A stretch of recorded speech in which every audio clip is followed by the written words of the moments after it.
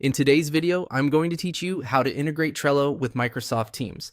By the end, you'll have the official connection in place so your boards can work smoothly alongside your chats and channels.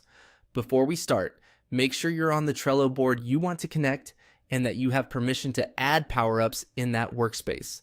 In some organizations, an admin may also need to allow third-party apps in Microsoft 365 for the final step. Begin on your Trello board and look for the Power-Ups option in the board header. Depending on your layout, it may appear as a lightning bolt icon or as a Power-Ups button in the menu. Open that area to see any Power-Ups already enabled for the board. Next, choose Add Power-Ups to open Trello's directory. This is where you can browse and install official integrations. If you don't see the button right away, it's usually near the top or under the board menu. Opening the directory will show a search bar and a list of recommended apps. Use the search field and type Microsoft. This quickly filters the results so you don't have to scroll. Typing just the brand name is enough to surface the right listing, and it helps you add similarly named tools that aren't the official integration.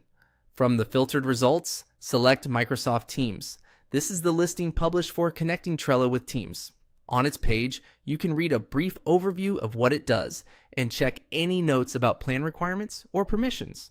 It's a good idea to review the description so you know what to expect, such as how notifications or sharing options will appear once it's connected. Choose Configure to begin setting things up. Trello may prompt you to authorize the connection so it can communicate securely with Microsoft services. If you see any permission requests, review them and proceed. At this step simply prepares Trello to hand you off to Microsoft's trusted installation flow.